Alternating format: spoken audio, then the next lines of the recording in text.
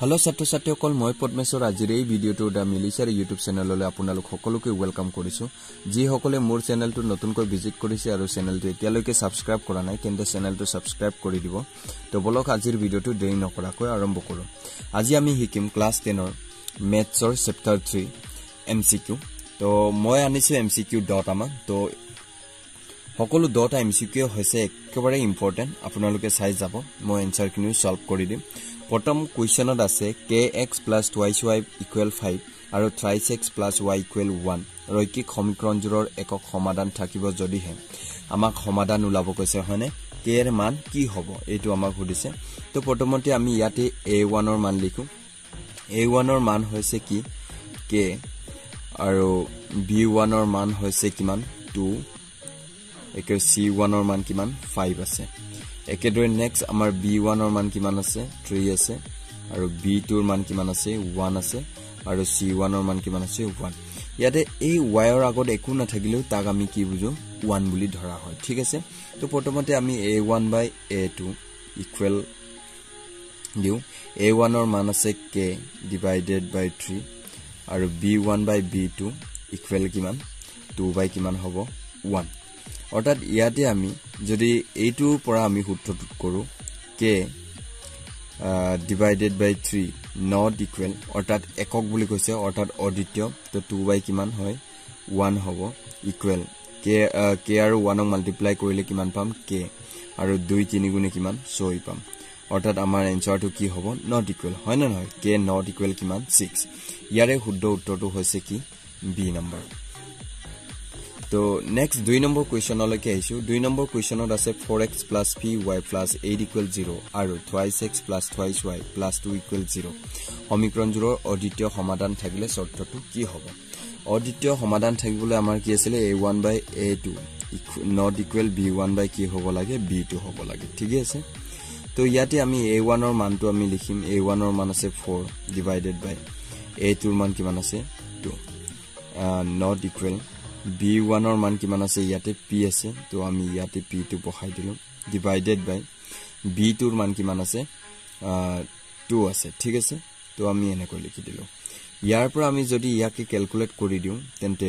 কি হ'ব 2 দুগুণে কিমান 4 তেতে ইয়াতে একো নাথাকিলে 1 আৰু p ক আমি মাল্টিপ্লাই কৰিলো p পালো 2 দুগুণে কিমান 4 not equal 4 অৰ্থাৎ ইয়াৰ এনসাৰটো কি হয় b হয় Next 3 নম্বৰ কোৱেশ্চনলৈকে গৈছো 3 নম্বৰ কোৱেশ্চনত আছে x - y = 2 আৰু x + y = 4 সমীকৰণৰ সমাধান হল ইয়াতে আমাক কি কৈছে যে x আৰু y ৰ ভ্যালু লাভ কৈছে তো ইয়াতে আমাৰ x - কি আছিল y আছে = 2 আৰু x + কি আছে y = 4 আছে ইয়াত যদি আমি চাও যে সমাধান কৰিবৰ কাৰণে আমাৰ কিতাপত কেইটা পদ্ধতি দিয়া আছিল তিনিটা পদ্ধতি দিয়া আছিল প্ৰতিস্থাপন অপনয়ন আৰু কি আছিল বৰ্জগুণন মই এটো কি কৰি দিম প্ৰতিস্থাপন কৰি দিম ঠিক আছে তো ইয়াতে আমি কি কৰিম মাইনাস কৰিম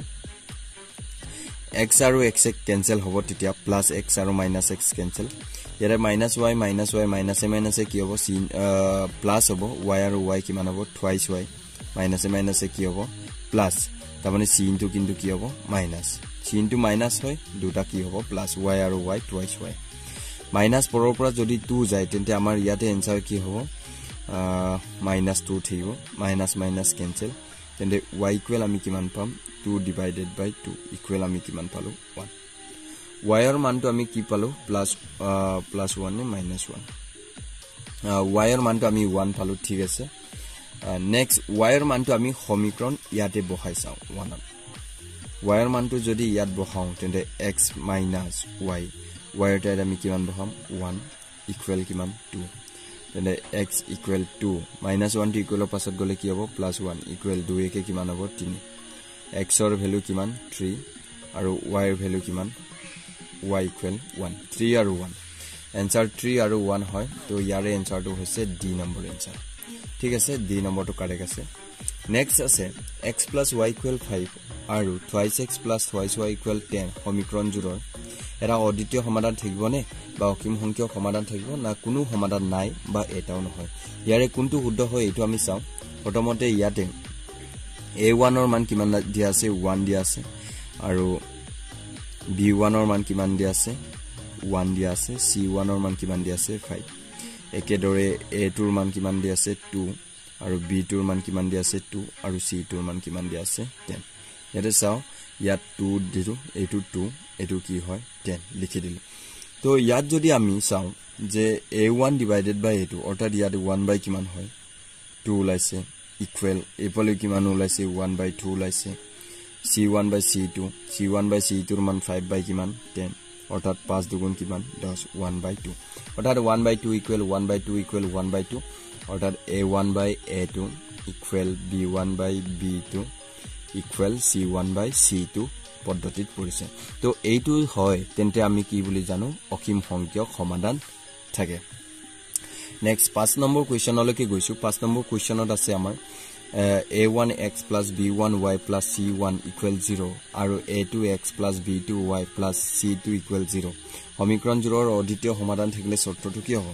অদ্বিতীয় সমাধান থাকিবৰ কাৰণে আমাৰ কি আছিল a1 by a2 not equal b1 by b2 হ'ব লাগে ইয়াক যদি আমি অনুপাত সিস্টেমত লিখো a1 a2 not equal b1 কি হ'ব b2 হ'ব ইয়াত কোনটো মিলিছে a1 a2 নাই এটো পদ্ধতিত কৰা নাই আমি পূৰণ কৰিব লাগিব a1 আৰু b2 পূৰণ কৰিম a1 b2 not equal b1 a2 b1 কি হ'ব a2 ইয়াত a2 হ'ব তো ইয়াতে কোনটোত মিলিছে চাওক যে a1 b2 আৰু a2 b1 কি হ'ব b1 অৰ্থাৎ ইয়াতে এনসাৰ কি হ'ব a2 শুদ্ধ উত্তৰ হয় ঠিক আছে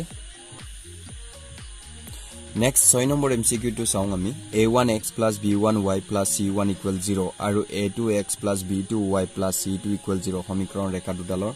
মিলি যোৱা ৰেখা হ'ব যদি মিলি যাবৰ কাৰণে আমাৰ এটো কি হয় অদ্বিতীয় সমাধান আৰু এইটো কি হয় সমান্তৰাল অৰ্থাৎ কোনো সমাধান নাথাকে তো মিলি যোৱা মানে কি অসীম সংখ্যক থকাটো আমি মিলি যোৱা বুলি কওঁ তো ইয়াৰো এনসাৰ কি হ'ব c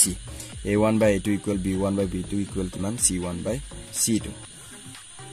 Next 7 number question of chau kx plus 5y minus k minus 3 equal 0 aru 12x plus ky minus k equal 0 সমীকৰণৰ অসীম সংখ্যক সমাধান থাকিলে k এৰ মান হ'ব ইয়াতে চাওক যে a1 ৰ মান আছে আপোনাৰ k আৰু b1 ৰ মান আছে 3 একেদৰে c1 ৰ মান আছে মাইনাস লগতে k minus কিমান আছে 3 আছে আৰু b1 ৰ মান নহয় a2 ৰ মান কিমান দিয়া আছে 12 আৰু b2 ৰ মান কিমান দিয়া আছে k আৰু c2 ৰ মান দিয়া আছে -k ইয়াত আমাৰ k এৰ মান কি থাকিব বুলি কৈছে আৰু সমীকৰণজোৰ অসীম সংখ্যক সমাধান থাকিব লাগিব অসীম সংখ্যক সমাধান মানে গুটেইখিনি কি হয় ইকুৱেল হয়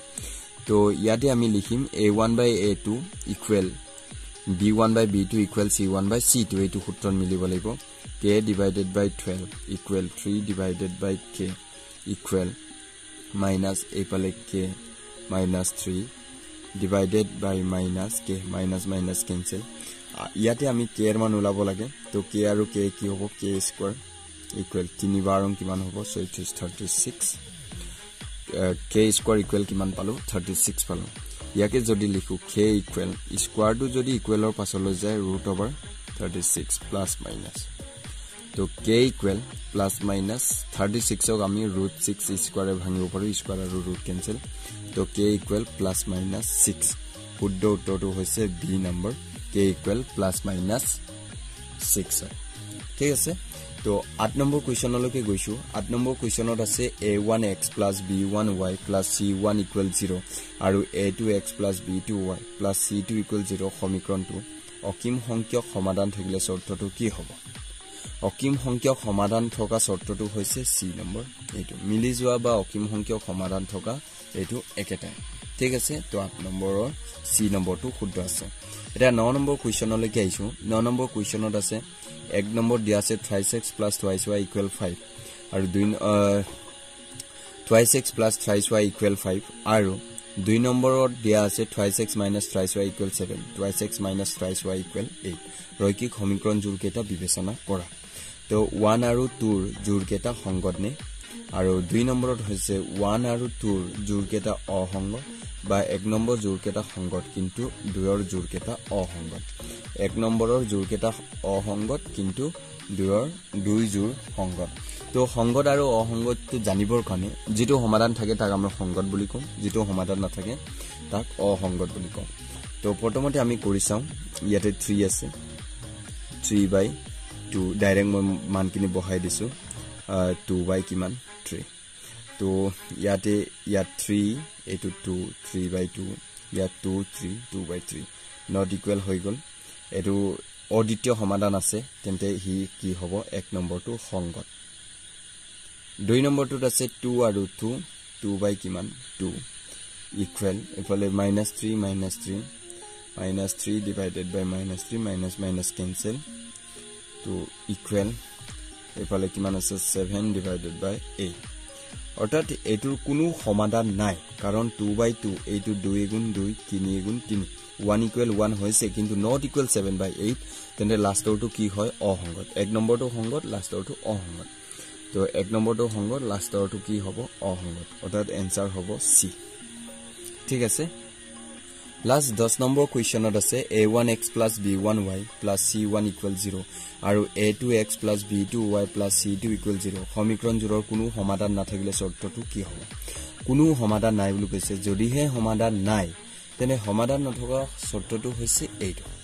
অসীম সংখ্যক অৰ্থাৎ যেটো নেকি সমান্তৰাল হয় হেতুকে আমি কি বুলি কম সমাধান নথকা শৰ্ত বুলি কম তো आंसर হৈছে কি বি সো আজিৰ ভিডিওটো ইমানে যদি ভিডিওটো ভাল পাইছে তেন্তে লাইক কমেন্ট কৰিব আৰু চেনেলটো সাবস্ক্ৰাইব কৰিবলৈ নাপাহৰিব আজিলৈ ইমানে বাই বাই পুনৰ এটি ভিডিঅ'ত লগ পাম